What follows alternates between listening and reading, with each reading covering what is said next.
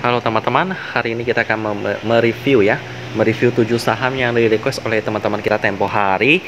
Ini banyak banget, 7 perusahaan saya rangkum dalam satu video ya, biar nggak terlalu banyak video yang dipisah-pisah. Jadi saya akan rangkum dalam satu video tentang 7 perusahaan ini.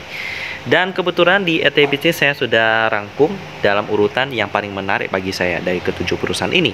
Yang pertama yang terbaik yakni adalah Lewis. Yang sebelumnya sudah saya pernah bahas perusahaan yang bergerak di bidang migas. Lalu BMTR yang bergerak di bidang media. Yang ketiga Elpin yang memproduksi berbagai kebutuhan daripada kendaraan dari multipolar ya. Lalu IGAR juga memproduksi kemasan. Lalu RAA distributor handphone, TRJA yang bergerak di bidang logistik, dan MDKI yang memproduksi kalsium karbit. Yap, MDKI berada di posisi terakhir ya. Kenapa? Ya karena PR-nya yang kurang memuaskan. Jadi sisanya sih ya masih oke, tapi PR-nya masih kurang. Jadi itulah kenapa MDKI di posisi terakhir. Dan dari ketujuh saham ini cuman ada 5 saham yang masih layak untuk investasi ya. Jadi bukan hanya MDKI yang nggak lolos, tapi TRJA juga nggak lolos. Kenapa TRJA nggak lolos? Karena likuiditinya nggak sehat ya. Nanti kita akan sama-sama. Pertama kita mulai dulu yang list terbawah, yakni MDKI ya. Kita mulai dari sini terlebih dahulu. Dengan nama perusahaan MDKI utama TBK dengan kode emiten MDKI, kita panggil MDKI. Kita langsung saja lihat dari sejarah perusahaan yang satu ini ya.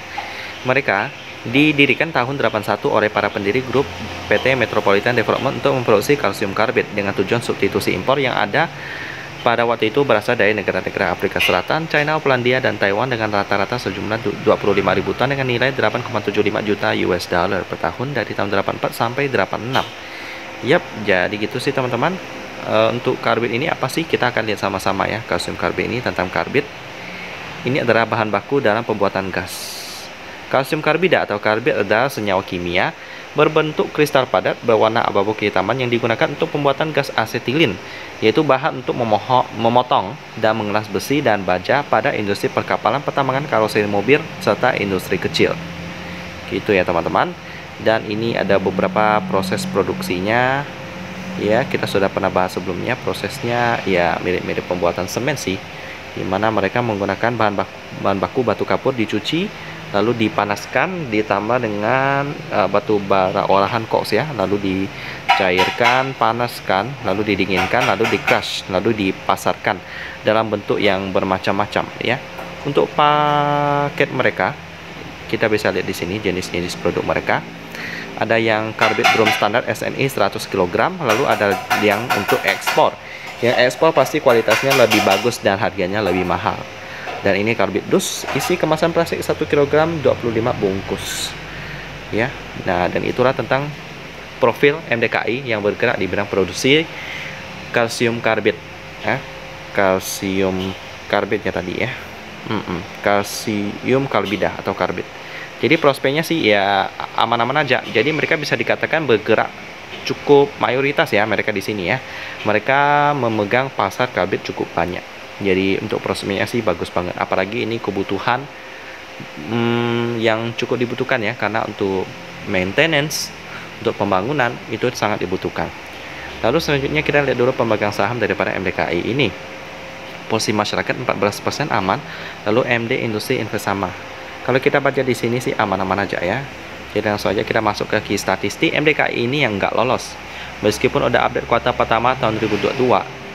Ya, operating profitnya lebih besar daripada net profit, di mana 7M berbanding 5,9M, which is nice, dengan PR di sini yang kurang bagus 21 kali. Jadi nggak lolos. Lalu dengan operating profit margin 6%. Standar aja, net profit margin 5% juga cukup standar. Dengan cash ratio bagus 371%, dan juga mereka cukup rajin bagi dividen ya sejak IPO tahun 2017. Nice banget. Tinggal tunggu tahun 2022 sih, biasanya sih bulan Juni gitulah. Dalam waktu dekat kayaknya. Lalu turnover hari ini 163 juta rupiah. Tapi sayang PR-nya masih belum menarik. Ya, PR-nya masih 21, jadi kita skip dulu MDKI ini.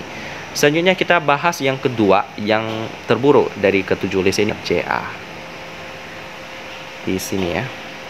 Transcon Jaya Tbk dengan kode emiten TRJA atau kita panggil TRJA. Sejarah daripada perusahaan ini kita bisa lihat di sini ya. Adalah perusahaan lokal mapan yang berbasis di Balikpapan, Kalimantan Timur. mengkhususkan diri dalam penyewaan kendaraan 4x4 dan 4x2 ya untuk torsonya. Untuk industri pertambangan, minyak dan gas, dan industri konstruksi termasuk kendaraan ringan, truk ringan dan bus, manhole, ambulans, badan layanan, kendaraan penyelamat, dan banyak kendaraan khusus lainnya. Beroperasi di beberapa pulau Kalimantan, Sumatera, Sulawesi, Nusa Tenggara Barat, Maluku, dan Jawa, termasuk membangun fasilitas bengkel di 43 lokasi tambang yang berbeda untuk mendukung armada sewa lebih dari 2.000 unit pada tahun 2019. Memiliki pengalaman lebih dari 15 tahun di bidang penyewaan kendaraan dan merupakan perusahaan yang dinamis dan berkembang pesat.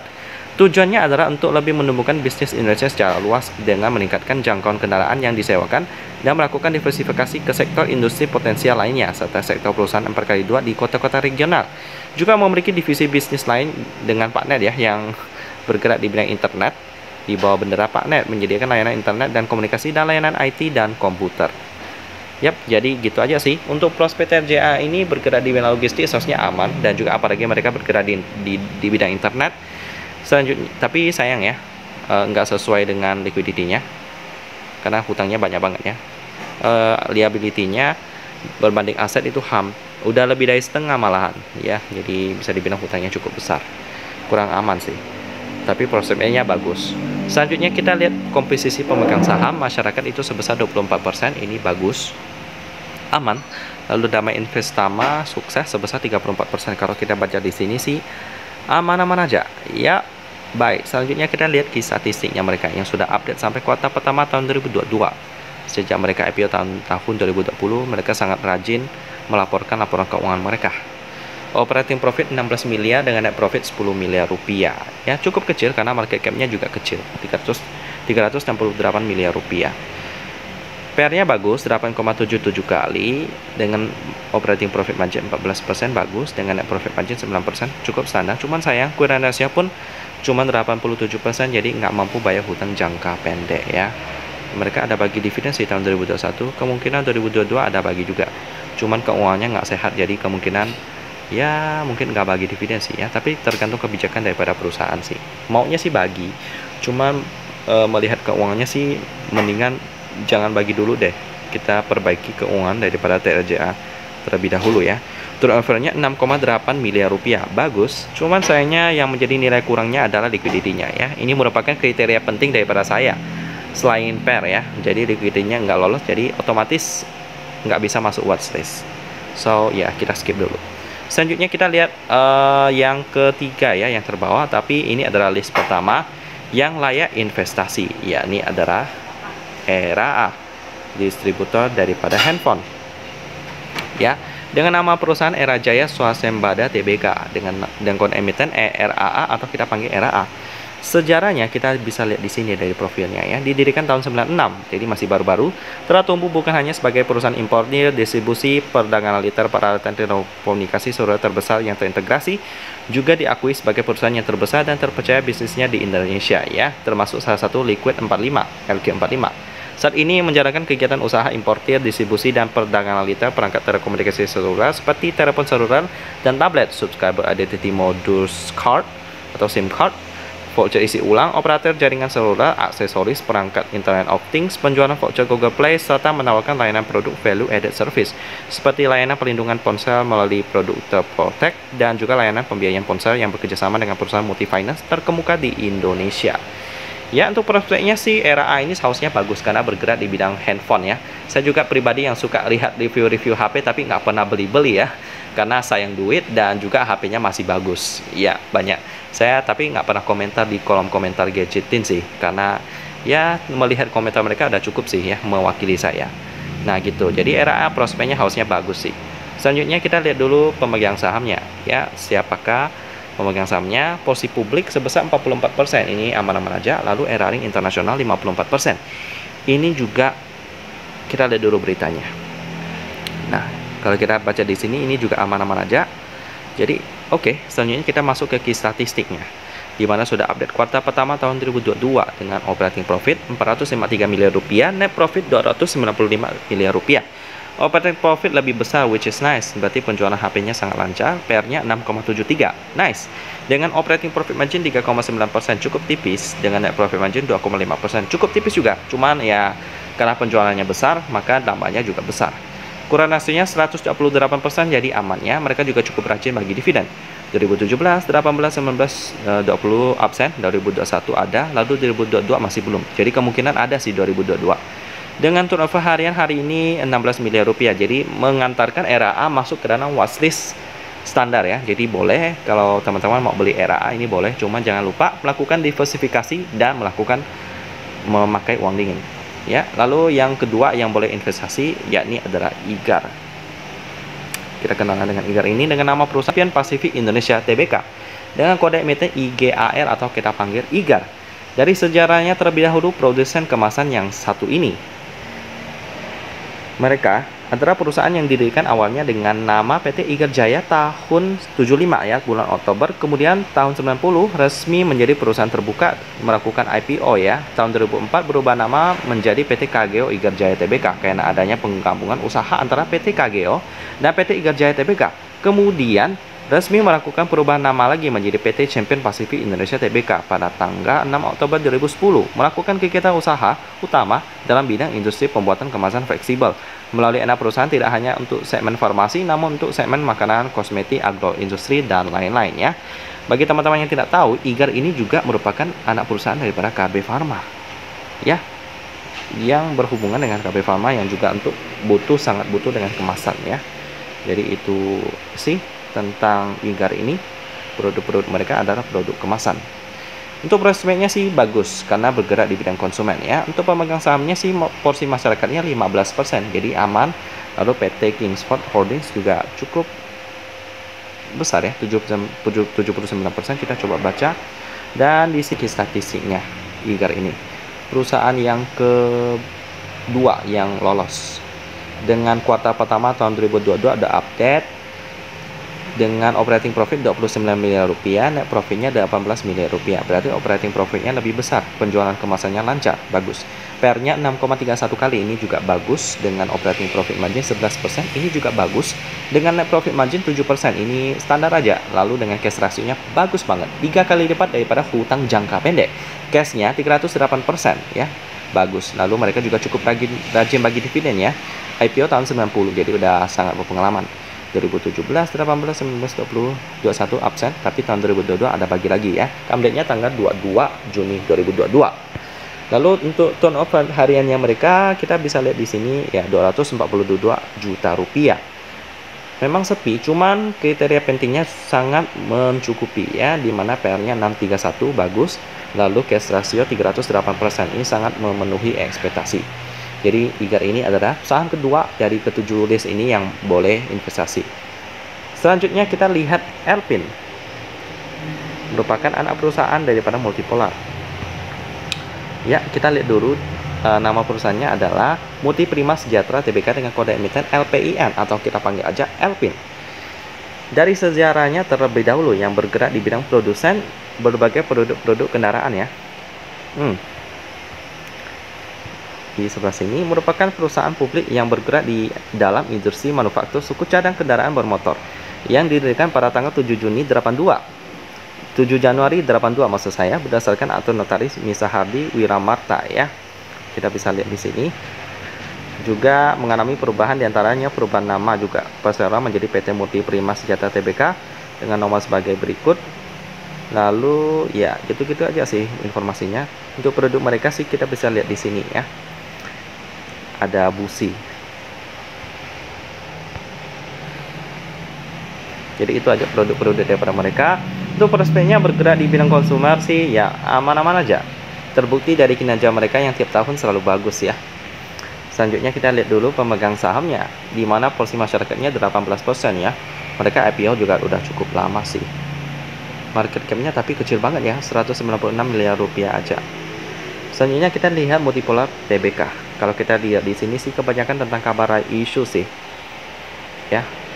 Selanjutnya kita lihat key statistik daripada Elpin ini yang pernah bagi dividennya besar banget. Di mana tahun 2021 mereka bagi dividen 117 rupiah.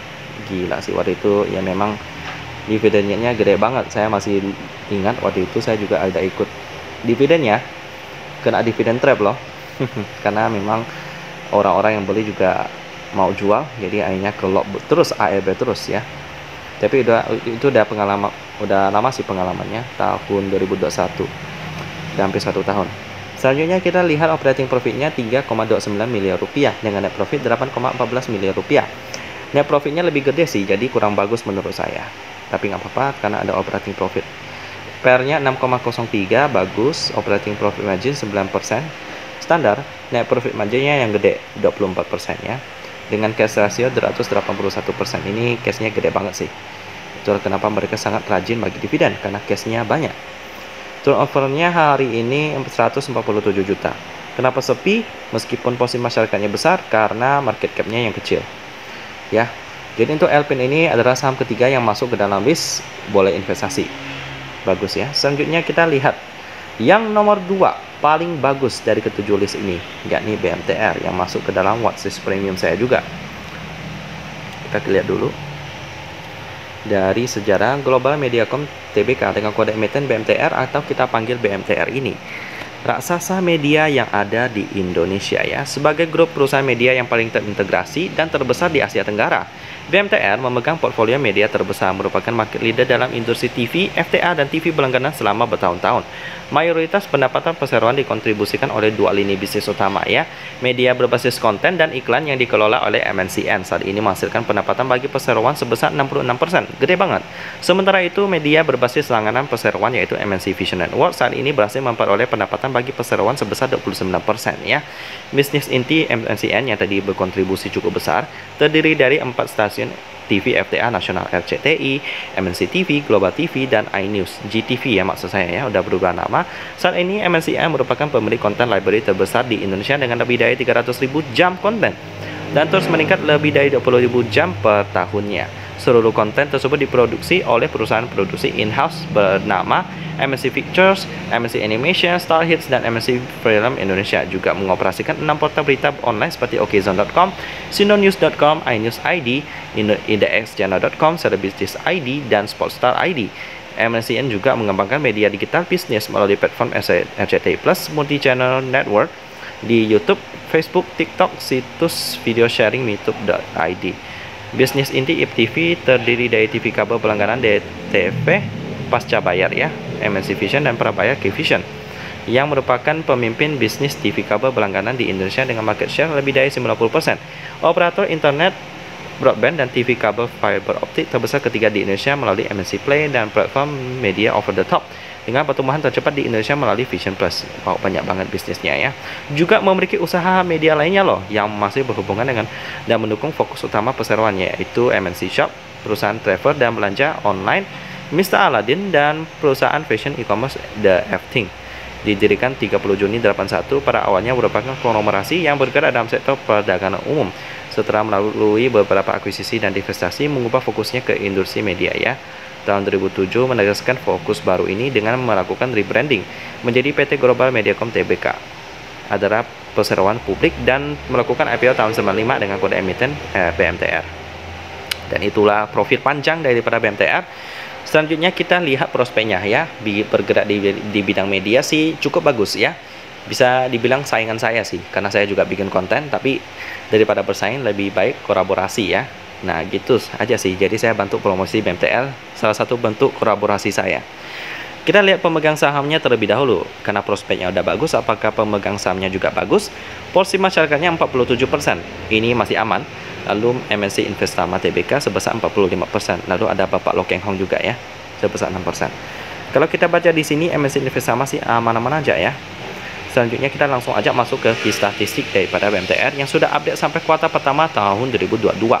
Dengan operating profit 948 miliar rupiah dan net profitnya 326 miliar rupiah. Ya, operating profitnya lebih besar, which is nice, dengan PR-nya 3,6 kali. Ya, bagus. Dengan operating profit margin 27%, ini juga bagus. Net profit margin 9%, ini standar aja. Dengan kurang rasio 146%, ini aman ya. Dan juga mereka jarang sih bagi dividen, tapi masih ada. Dengan turnover harian hari ini sebesar 10,89 miliar rupiah. Jadi BMTR ini cocok untuk menyandang posisi kedua untuk ke-7 list ini ya. Lalu sekarang kita sambut jawara kita nomor 1, yakni Lewis. Sudah pernah saya bahas sebelumnya, bergerak di bidang migas ya. Radian utama Interinsco TBK dengan kode emiten RUIS atau RUIS. Kita lihat dulu dari sejarahnya yang bergerak di bidang migas ini ya. Berawal dari Departemen Inspection pada salah satu perusahaan rintisan kelompok usaha Radian Group dengan kekhususan di bidang non-destructive testing. Pada dekade 70-an, Radian Group mengawali kegiatan bisnisnya di Indonesia yang saat itu mulai marak dengan kegiatan eksplorasi dan eksploitasi minyak dan gas bumi. Selanjutnya, perlahan tapi pasti mampu mengembangkan keahlian di hampir di semua lini jasa inspection sehingga akhirnya pertengahan tahun 84 diputuskan untuk mengukuhkan departemen ini menjadi suatu perusahaan yang menjadi mandiri dengan nama PT Radian Utama Interims Co. Didirikan pada tanggal 22 Agustus 84 ya, berdasarkan akta pendirian nomor 41 yang didirikan oleh Notaris Hadi Muntoro, sarjana hukum, dan disahkan oleh Menteri Kehakiman melalui surat berikut yang kita bisa lihat tanggal 11 Februari 85 dan telah diumumkan dalam Berita Negara nomor 860 tanggal 18 Juni tahun 85 tambahan nomor sebagai berikut. Dalam perjalanannya, perseroan selain tetap fokus pada jasa inspection, mampu mengembangkan kegiatan usahanya di bidang AMDAL ya, yang untuk keamanan lingkungan, manpower service dan operation dan maintenance serta jasa-jasa penunjang operasional lainnya untuk industri minyak dan gas bumi. Seiring dengan semakin berkembangnya kegiatan usaha perseroan, tahun 2002 mengambil alih PT Suprako Indonesia, salah satu perusahaan dalam kelompok usaha Radian Group yang didirikan tahun 79, bergerak di bidang jasa-jasa penunjang ke produksi minyak dan gas bumi lepas pantai antara lain seperti logistik, shore-based maintenance, dan technical support service. Selanjutnya tahun 2008 didirikan PT Suprako Line sebagai bagian dari usaha pengembangan usaha yang fokus pada kegiatan usaha penyediaan fasilitas produksi lepas pantai ya, serta operasional dan penyediaan kapal untuk kegiatan eksploitasi minyak perairan ke laut dangkal. Pada tahun yang sama didirikan pula PT Suprako Deepwater guna menangkap peluang usaha penyediaan offshore production support dan rig spesialis untuk fasilitas lepas pantai di luar wilayah Indonesia. Memasuki tahun ke-36 telah memantapkan eksistensinya di sektor jasa-jasa penunjang industri minyak dan gas bumi di Indonesia dengan dukungan sumber daya manusia yang ditempatkan di Jakarta dan 10 kantor cabang dan kantor perwakilan meliputi daerah operasi kerja di hampir seluruh wilayah Indonesia, melakukan sinergi yang berkesinambungan, memanfaatkan seluruh sumber daya dan potensi yang dimiliki guna menghasilkan kinerja positif dan berkualitas dengan pengembangan pada industri energi baru dan terbarukan untuk terus-menerus ada dan tumbuh dan berkembang ya. Dan pastinya bukan yang sekarang sih, minyak dan gas itu kan nggak terlalu terbarukan, jadi mungkin mereka akan melakukan diversifikasi ya. Untuk prospeknya bergerak di minyak dan gas aman ya, karena dibutuhkan oleh orang banyak untuk sekarang sih. Jadi aman untuk sekarang.